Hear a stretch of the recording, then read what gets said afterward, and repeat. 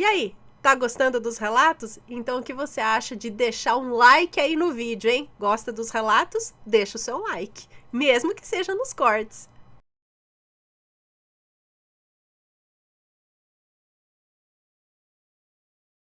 Espiritual.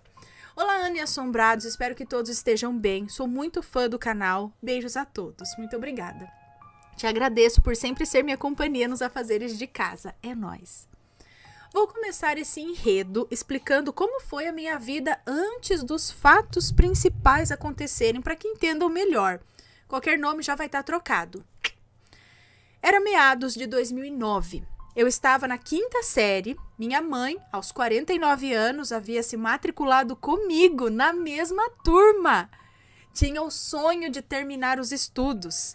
Creio que também temia que as companhias que eu viria a ter me levassem para o mau caminho. O fato dela estudar comigo não impedia tanto os meus namoricos como muitos podem pensar, tá? Não impedia tanto os meus namoricos como muitos podem pensar. Fazíamos tudo juntas. E até o 2º ano do ensino médio, éramos 2 das melhores da turma, chegando inclusive a ganhar uma competição de arte uma vez. Tivemos muitos momentos divertidos e engraçados, e creio que todo o tempo que ela estudou, no meio de tantos jovens, fez muito bem a ela. Não nego que a melhor beneficiária disso tudo foi eu, que graças a seus cuidados hoje tenho uma vida ótima. Nesse tempo conhecemos o Dan, que veio substituir um professor temporariamente. Ele era muito simpático e logo se aproximou da minha mãe, que gostava de conversar com ele. Na verdade, ela era uma pessoa muito extrovertida e amava bater papo com todos, mas me dizia secretamente que nunca se deveria confiar em sorrisos e conversas gentis tão rapidamente. Fica a dica. Eu e ele não éramos próximos ainda. Ai, deixa eu beber um gole d'água. Com 17 anos, estava no 2º ano do ensino médio. Minha mãe teve que parar de estudar, pois a hérnia que meu pai tinha se rompeu e ela teve que se dedicar 100% a ele. Meu 3º ano escolar sem ela foi um fracasso. Eu faltava muito, tirava nota baixa, sentava no fundão. Só concluí o último ano porque os professores me passaram trabalhos extras e assim consegui a nota necessária. E não, eu não estava com problemas em casa ou algo assim. Eu só fui extremamente irresponsável com os meus estudos mesmo. Aos 18 anos, comecei a trabalhar no cartório da cidade e para passar o resto do tempo, eu frequentava um ateliê de artes que ministrava cursos de escultura em argila. Fiz amizades e os finais de semana eram repletos de diversão, vinho e velho barreiro. Meus pais sempre me alertavam para tomar cuidado com tudo isso. Cerca de 6 meses depois, o Dan, que morava em Brasília, apareceu lá no ateliê e começou a frequentar também, consequentemente passando a fazer parte do meu círculo de amizades. Eu tinha 2 melhores amigas, a Clarice e a Kel. Clarice namorava o Luiz, irmão da Kel. O relacionamento era lindo, mas começaram a brigar. E alguns meses depois eles terminaram. Adivinha quem era o ombro amigo da Clarice? O Dan. Pois Clarice e ele tinham ficado muito próximos. Certa vez, na ausência de Clarice, Dan soltou que se o Luiz desse bola, com certeza ficaria com ele. Ah, o Dan ficaria com o Luiz, é isso? Deixa eu só ver se está tudo certinho aqui, gente, na gravação. Então peraí, voltando aqui ao assunto. Certa vez, na ausência de Clarice, o Dan soltou que se o Luiz desse bola, com certeza ficaria com ele. Começou a ocorrer alguns desentendimentos na nossa turma de amigos, o que levou alguns a se afastarem. Clarice, do nada, começou a seguir por um caminho pesado de vícios e terminamos por ter uma briga feia por esse motivo. Eu decidi sair do ateliê. A Kel foi embora para Goiânia e, por fim, toda a turma se desfez. Alguns meses se passaram e eu soube que a Clarice tinha ido embora da cidade também. Aparentemente não tinha mais o vício, pois precisava trabalhar para se manter e eu fiquei feliz. Ela não merecia nada de ruim. O Dan passou a me mandar mensagens e conversávamos bastante, agora sem Clarice, que era sua melhor amiga. Ele se aproximou de mim, né? Agora sem a Clarice, que era sua melhor amiga, ele se aproximou de mim e saímos juntos algumas vezes. Descobri que a vibe dele não era legal. Sabe aquela pessoa que só reclama da vida? Eu chegava em casa esgotada. Mais tarde eu viria a descobrir que isso se chama vampirismo energético. Um dia, de repente, ele decidiu voltar para Brasília, pois disse que tinha arrumado um namorado e ia morar com ele. Senti um certo alívio até, apesar de gostar dele. Aos 21 anos, eu decidi ir embora para Brasília também, fazer faculdade. Conheci um homem maravilhoso e algum tempo depois nos casamos. Eu estava começando a trilhar os meus sonhos, quando a tragédia abalou nossa família. Minha mãe, em 2019, veio a falecer de um infarto. Num dia, ela estava alegre, me ligando e conversando. No outro, eu a tinha perdido. Entrei numa tristeza profunda. Eu havia perdido o meu mundo. Expliquei os fatos sobre eu e ela lá no início para vocês entenderem o nosso nível de apego. Meu pai e eu estávamos sofrendo demais. Meu marido e eu decidimos morar com ele alguns meses para apoiá-lo. Dan me mandou mensagem uma semana após o sepultamento, dizendo que estava na cidade e queria me encontrar para a gente conversar. Marcamos de nos encontrar na praça e, ao me ver, ele foi logo falando: "Valha, minha irmã, como você tá gorda!" Eu fiquei magoada, mas disfarcei. E ele logo tratou de fazer uma gracinha. E como estava bem mudado, muito alto astral, a energia parecia diferente. E eu relevei a ofensa. E estava tão abalada a ponto que qualquer pessoa que me fizesse sorrir, eu acho que não notaria algo estranho. Ele logo conquistou a amizade do meu marido, que acabou falando um pouco demais, principalmente da nossa situação financeira, que não era ruim. Dan contou sobre a vida dele, o que fez durante o tempo que estava morando em Brasília. Disse que agora era macumbeiro e médium independente, que tinha umas entidades que o acompanhavam e que, se eu quisesse, poderiam até trazer notícias da minha mãe. E isso foi a isca para mim, que muito abalada e frágil acreditei. E queria alguma notícia dela, pois nunca duvidei do mundo espiritual após a morte.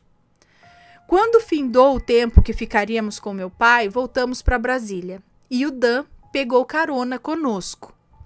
Eu o convidei a ir na nossa casa para conversarmos mais e ele foi ficando. E à noite recebeu, entre aspas, 3 entidades, por nomes Nego Chico, 7 Saias e Zé Pilintra. Falaram muitas coisas, principalmente sobre minha mãe, e também sobre a mãe do meu esposo, que tinha falecido um ano antes.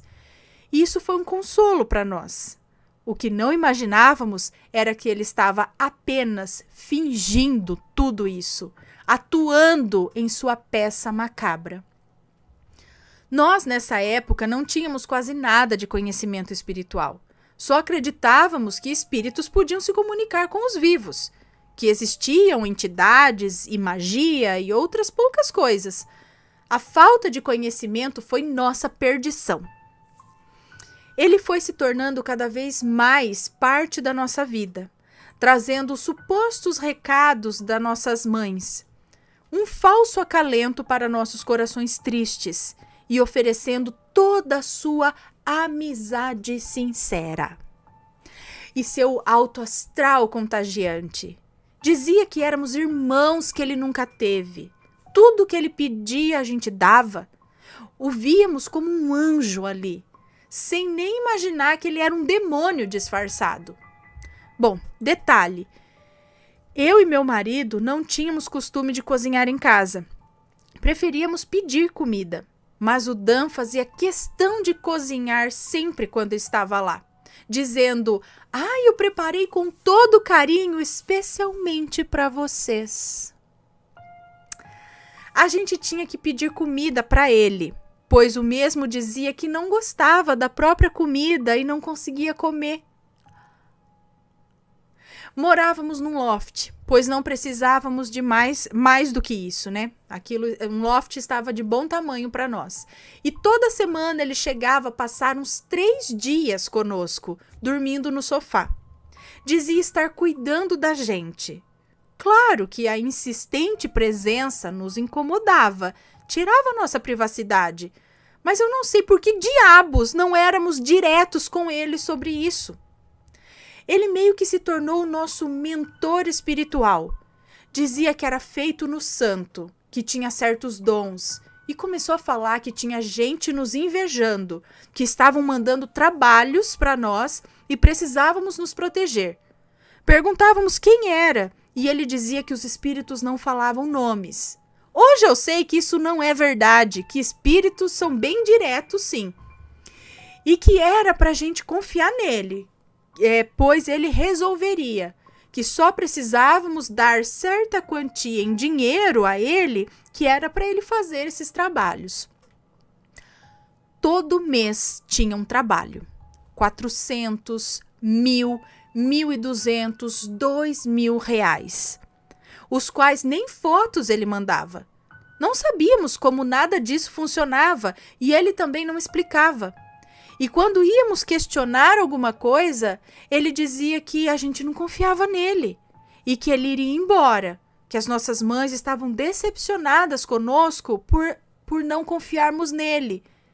Gente, ele fazia um enorme drama quando negávamos algo que ele quisesse, como uma roupa, por exemplo, um eletrônico, algo assim.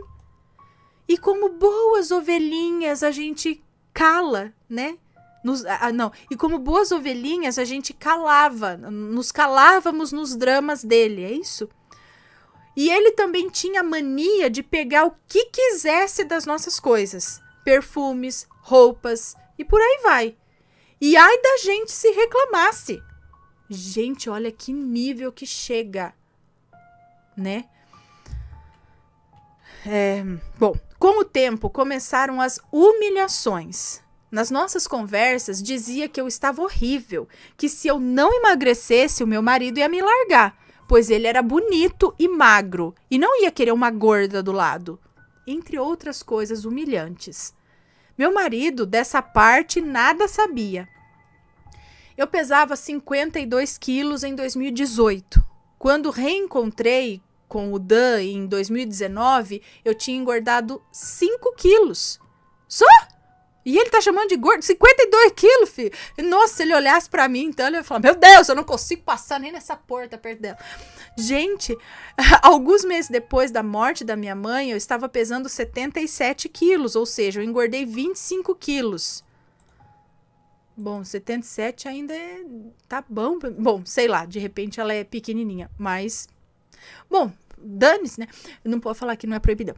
Durante esse tempo, eu estava afundada na depressão. E outra coisa, né? Pô, ele não tá vendo que ela tava mal e ainda fica falando essas coisas. Durante esse tempo, eu estava afundada na depressão. Eu desenvolvi também compulsão alimentar. E toda vez que ele me dizia essas coisas, eu descontava tudo na comida. E só piorava a minha situação. Eu não tinha ânimo para nada. O meu tempo livre passava deitada ou dormindo. E ele dizia que falava tudo aquilo pro meu bem, que ele era o jeito sincero dele ser. Junto com tudo isso, também dizia que a alma da mãe do meu esposo estava perdida e que as entidades dele não estavam a encontrando, que precisava cada vez mais de acordos e trabalhos no mundo espiritual para conseguir achá-la. Nesse teatro que ele fazia, nós éramos expressamente proibidos de contar alguma coisa para alguém, sob o suposto risco de estragar tudo, de corrermos riscos espirituais, até de morte, que o que ele estava fazendo teria que ser segredo absoluto. Ressalto que Dan não trabalhava. Ele estava vivendo às nossas custas.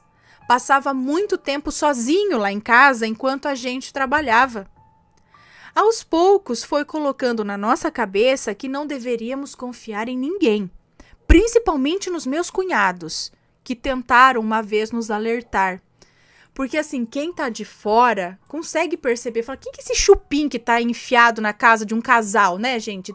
Pelo amor, né? Você vê que o negócio tá esquisito, aí a pessoa tenta falar, abre os olhos com esse cara. Mas é tanta coisa que ele faz na mente, né? Bom, continuando. Então, ele falou que a gente não podia confiar em ninguém, principalmente nos meus cunhados, que tentaram uma vez nos alertar. Ele dizia também que eu deveria ter cuidado com meu pai, pois o mesmo iria surrupiar minha parte na herança da minha mãe, e que os irmãos do meu marido iam trair ele uma hora. Olha só que baixo. Ficamos completamente sozinhos, tendo apenas o Dan como amigo. E nisso também completamente à mercê dele. Terreno perfeito para continuar a lavagem cerebral. Tenho certeza que as comidinhas especiais e as bijuterias que ele me dava, dizendo ser para nossa proteção, ajudava a nos manter cegos. Nesses supostos trabalhos, nas partes que cabiam a nós fazermos, incluía entrar em rios ou lagos num frio de 9 graus à noite e ficar por alguns longos minutos. Segundo ele, isso purificava.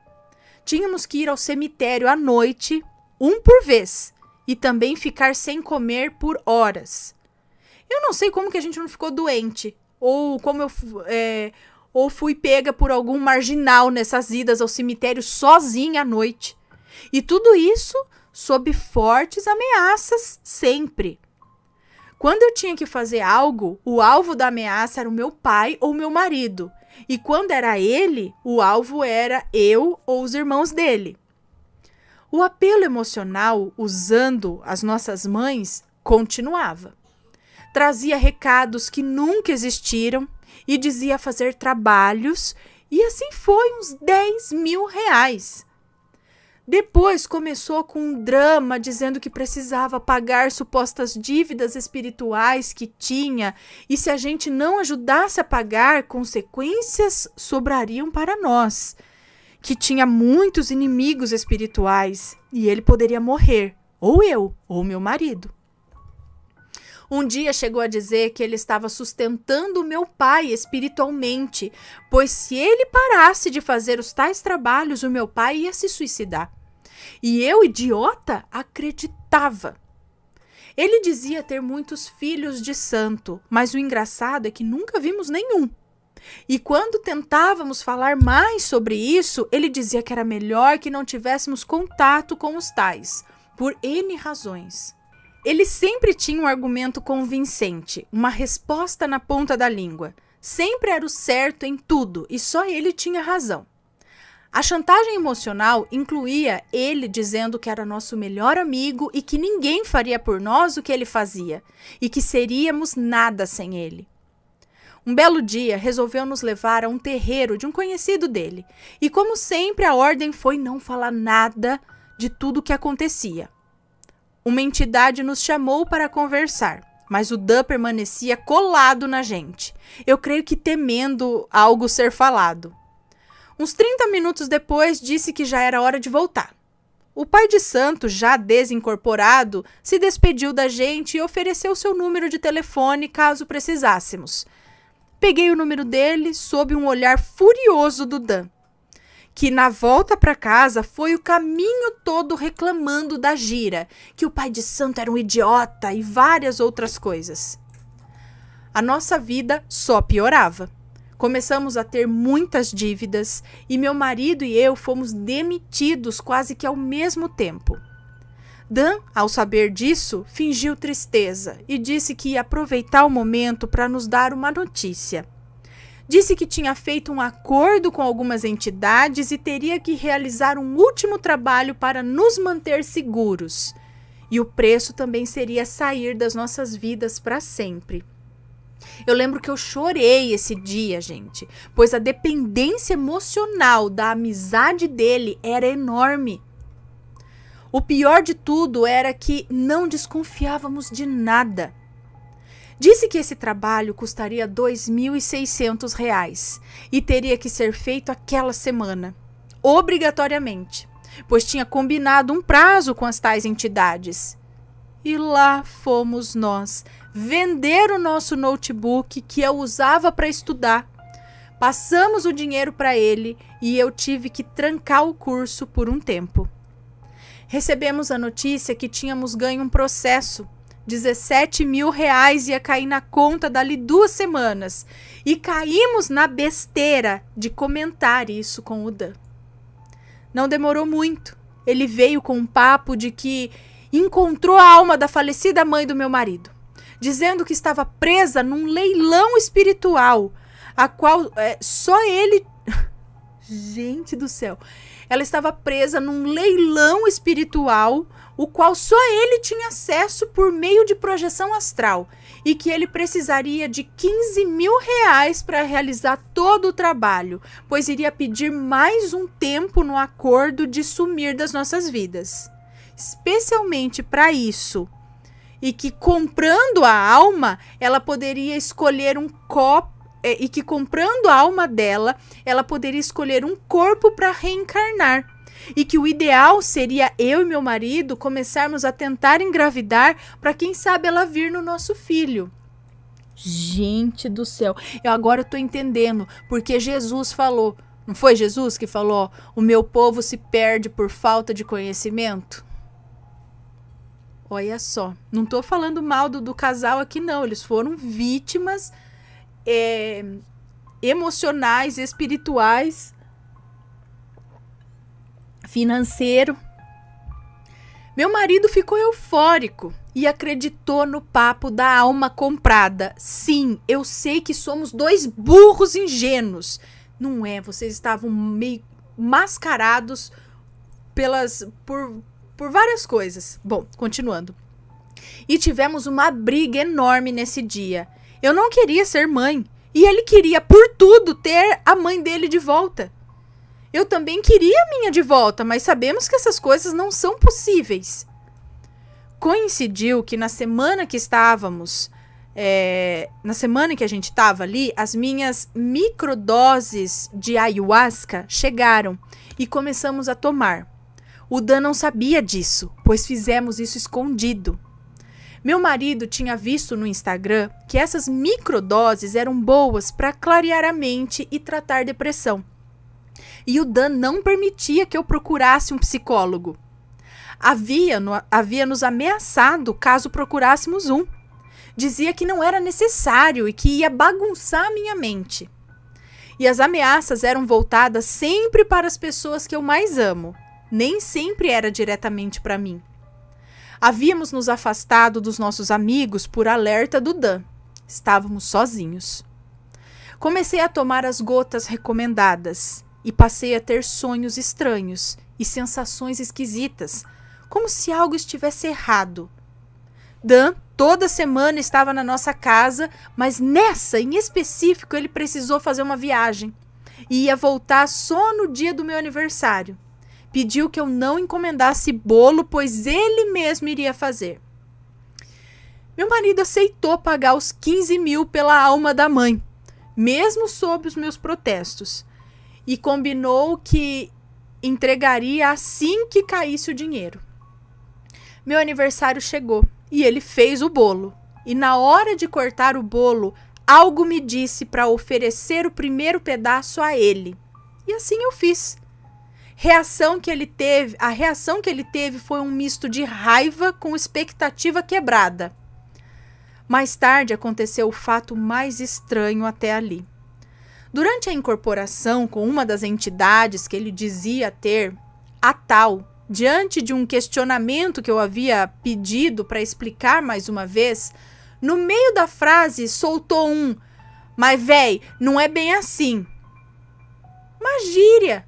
Sendo que no teatro que ele fazia, a entidade sempre se comportava e falava com um linguajar antigo. A partir desse dia, finalmente uma luz de alerta se acendeu na minha cabeça. Dia seguinte, ele e meu marido combinaram quando seria passados 15 mil. Logo depois, partiu para a casa de um cara que dizia ser o ex-marido dele, com o qual mantinha amizade. Que eu descobri depois que provavelmente fazia parte de todo aquele jogo sujo. 2 dias antes de entregar a referida quantia, eu tive um sonho muito estranho. E ouvia uma voz me dizendo assim. Os gatos. E eu ouvia uma voz me dizendo assim: acorde, você precisa acordar para a verdade. O Dan não é seu amigo. Vocês correm perigo. Nesse dia, tinha tirado a pulseira e o colar que ele havia me dado, e eu não lembrei de colocar de volta. O que o Dan tinha recomendado que eu nunca tirasse. Acordei sobressaltada, em lágrimas. Notei que recém tinha amanhecido. Acordei meu marido dizendo a ele que com toda certeza do mundo nós fomos enganados e começamos a ligar todos os pontos rapidamente. E minha mente estava a 1000. O nosso choque, a nossa dor eram imensos. Tudo se encaixava. E então conversamos por horas, decidindo ao final ligar para uma pessoa, o pai de santo que conhecemos naquele terreiro. E contamos tudo, confiando no sacerdócio dele. Contamos tudo. 2 horas falando detalhe por detalhe e ele só falava: meu Deus. Quando terminamos, o pai de santo disse que tínhamos sido vítimas de um golpe, de um charlatão marmoteiro que estava chocado com aquilo e que tudo era mais pura mentira, forjada a partir de coisas que o Dan ouvia e pegava só as partes mais interessantes, criando todo um enredo fantasioso e ameaçador. Falou que as ameaças eram pura bobagem, que as mensagens que ele fingia receber de minha mãe nunca foram reais. Disse que o Dan vivia de terreiro em terreiro e ele o conhecia há muito tempo. O mesmo nunca tinha sido feito no santo, como afirmava. Tampouco alguma vez fez parte de alguma casa. Ele só gostava de ir a esses lugares para beber e fazer sei lá o quê. E em giras ele nunca virou. Médios rodantes costumam virar em suas entidades nas giras. E ele nunca virou. O pai de santo disse que sabia disso tudo por conhecer quase todos os terreiros da região e sempre viver visitando. Isso é costume entre pais de santo. O Dan tinha fama de sair das giras carregando um monte de balangandãs, as bijuterias que ele me dava, e gostava de ficar ouvindo conversas dos outros. Foi assim que descobrimos toda a verdade. Estávamos, enfim, esclarecidos e chocados, consumidos pela dor, pela culpa e pelo ódio. 15 minutos depois de desligar o telefone, o Dan mandou mensagem perguntando que diabos a gente tinha falado para o pai de santo, que ligou para ele possesso, xingando e proibindo ele de pisar no terreiro dele, dizendo que sabia toda a verdade sobre nós.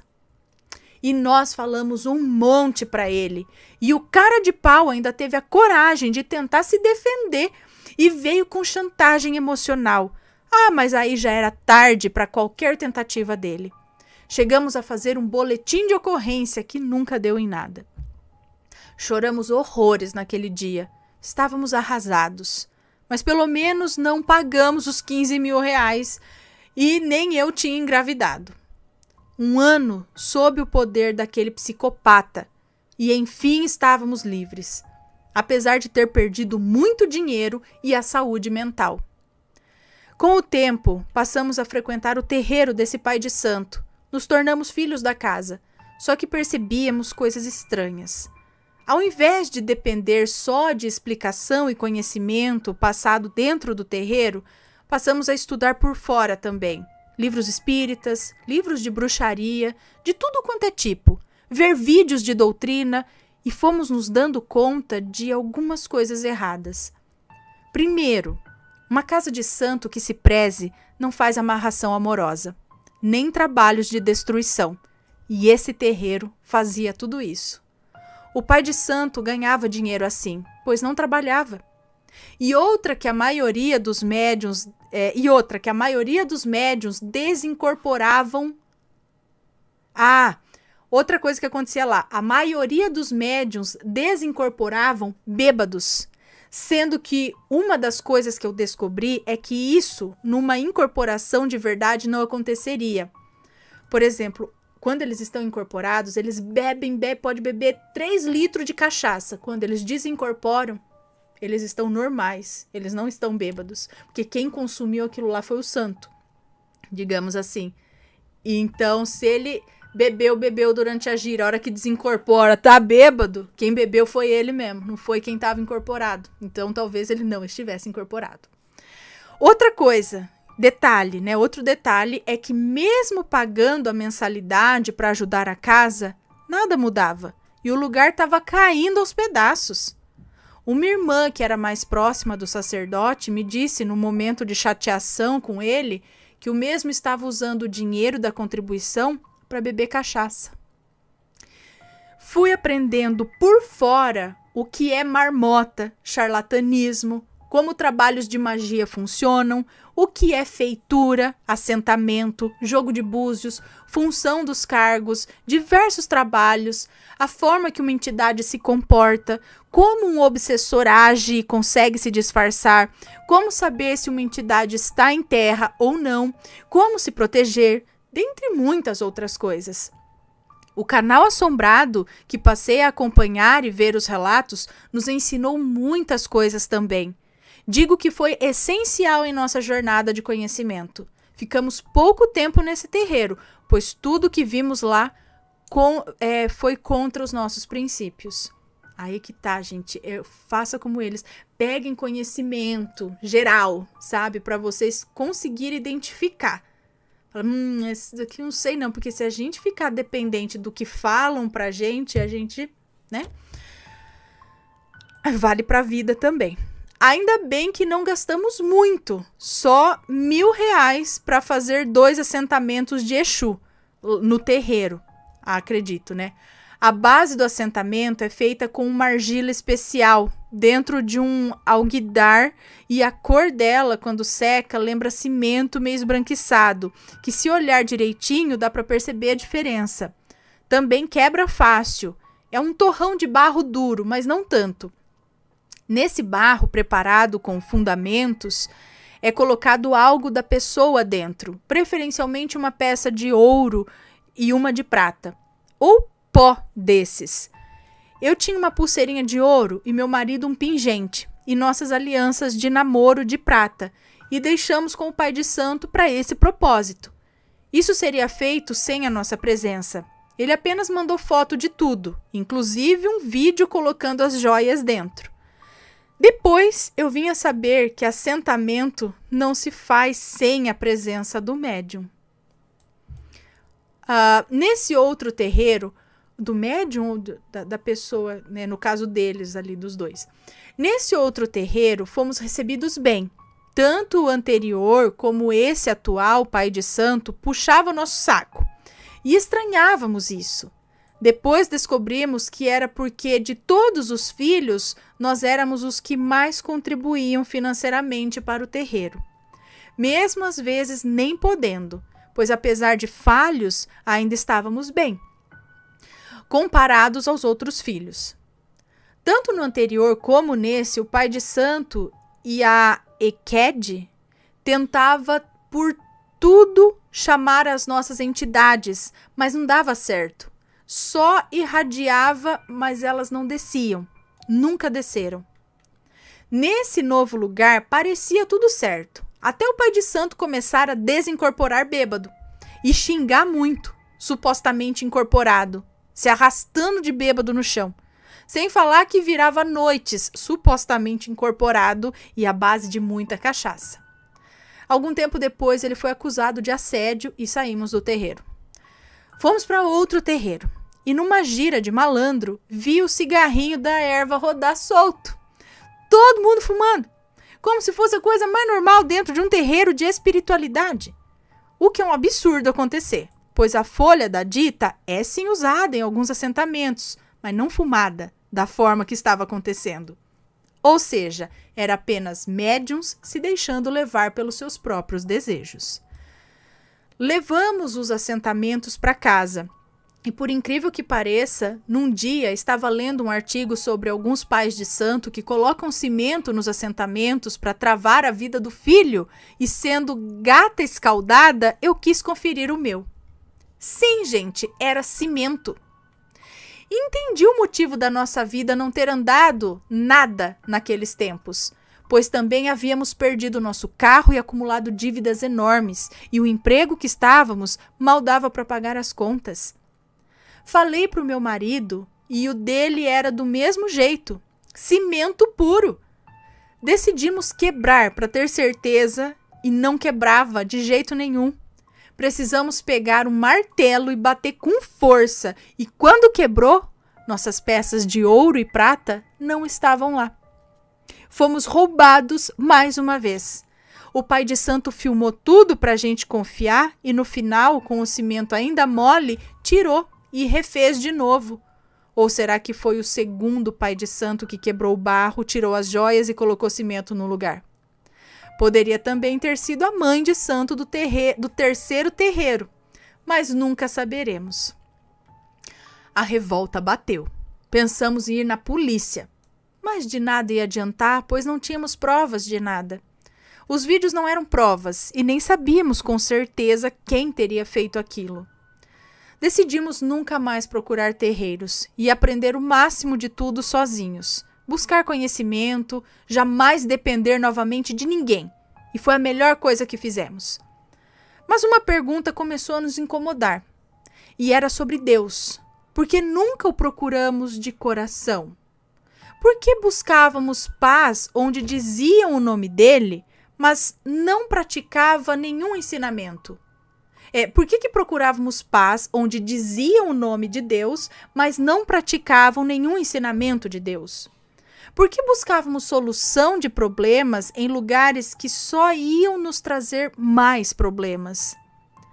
Meus sonhos se tornaram mais intensos. Eu via agora uma menina que me pedia que eu lesse o Salmo 91. Eu lembro que eu pedi a ela em sonho que orasse por mim. Comecei a ler os salmos e a paz foi chegando aos poucos e os problemas indo embora. Eu estava orando todos os dias e queria por tudo me aproximar de Deus. E meu marido, cheio de ódio por tudo que tínhamos passado, foi se acalmando e quis começar a fazer o mesmo. E eu tive um sonho muito estranho numa noite. Eu estava em casa e decidi descer para comprar um refrigerante. Retornei e entrei no elevador.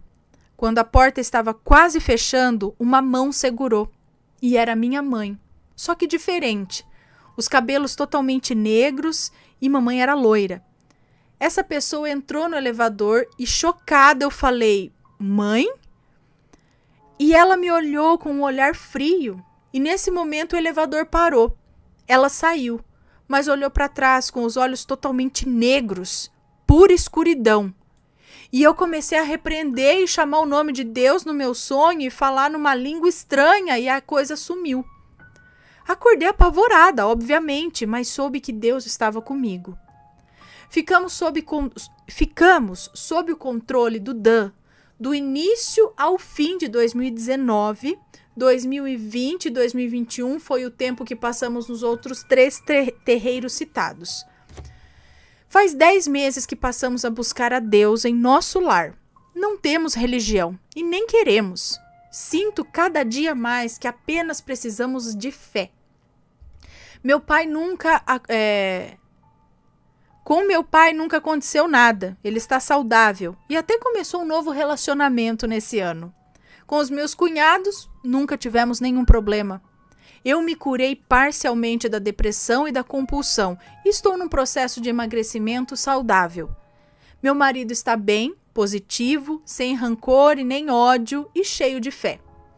A última notícia que tive do maledito, charlatão, é que ele perdeu o emprego que conseguiu com o prefeito lá da minha cidade e tem passado necessidade e até fome. Esqueci de mencionar que quando descobrimos que ele nos enganava, eu tinha todas as pessoas da minha cidade adicionadas no Instagram. Peguei todas as conversas e prints e fiz um enorme expose dele. E, inclusive, ainda investiguei algumas e expus tudo, Investiguei algumas o quê? Inclusive, ainda investiguei algumas pessoas, é isso? E expus tudo. Cidade pequena sabe como é, né? Agora todo mundo sabe quem ele é. Mesmo assim, ainda conseguiu um emprego nas eleições, que acabou perdendo meses depois por algum motivo que eu desconheço. Fiquei sabendo que ele está passando dificuldades e até fome, pois os parentes não gostam dele. E a mãe é dependente do padrasto, que não o quer em sua casa de jeito nenhum. Meu marido e eu, consumidos tanto tempo pela culpa de termos nos deixado enganar, aprendemos a nos perdoar e a entregar a justiça nas mãos de Deus. Perdoar a todos pelo mal feito a nós. Fizemos a oração dos 21 dias de São Miguel Arcanjo e cada dia sinto Deus em tudo. Me arrependo de não tê-lo buscado antes, mas tudo foi lição. Temos muito conhecimento hoje em dia sobre tudo e é muito difícil que alguém nos engane novamente. E sempre estamos dispostos a ajudar quem precisar a não cair numa dessas. E não temos medo de nada nem de ninguém, não. Pode ser pai de santo ou o carvalho A4. Nós temos fé e ela é o nosso escudo. Inclusive, eu tenho um relato de um ataque espiritual, mas isso vai ficar para um próximo relato. Não tenho preconceito com nenhuma religião, pois eu sei que por mais traumática que tenha sido a nossa passagem por terreiros, sei que ainda há lugares e pessoas que praticam verdadeiramente o bem. Sim, sei que fomos cegos. É uma loucura tudo isso. Mas serve para vocês verem que existem muitas pessoas inocentes e muitas pessoas psicopatas e perigosas, capazes de manipular muito bem os outros, aproveitando de seus momentos mais delicados, das fragilidades emocionais. Agora somos muito seletos com amizades. Apenas 3. E sempre aquele confiar com o olho aberto e o outro fechado. Não gostamos de pessoas entrando na nossa casa. Não curtimos muito visitas, pois nossa casa é o nosso lugar sagrado e temos que cuidar das energias que entram ali. E até agora, 2022, tem sido ótimo, graças ao bom Deus. E aqui ela deixa o Salmo 37, do versículo 27 ao 31. Desvie-se do mal e faça o bem, e você terá sempre onde morar, pois o Senhor ama quem pratica a justiça e não abandonará os seus fiéis. Para sempre serão protegidos, mas a descendência dos ímpios será eliminada. Os justos herdarão a terra e nela habitarão para sempre. A boca do justo profere sabedoria e a sua língua fala conforme a justiça. Ele traz no coração a lei do seu Deus. Nunca pisará em falso. Aí, muito bem. Gente do céu, que coisa! Olha como o fulano aproveita da... E isso acontece assim, a gente vê isso acontecer quando a pessoa tá fragilizada com alguma coisa, eles vão lá e se aproveita disso e disso, daquilo. Gente do céu, olha só. Você conhece uma história desse tipo? Manda o relato pra gente. Se for comentar, que seja com respeito também, ok? Uau, que história. Bom, fica de lição para vocês e para todos nós, né? Me conta, gostou do relato? Então o que você acha de deixar um comentário aqui embaixo, sempre com respeito, por favor. Além do like, é claro.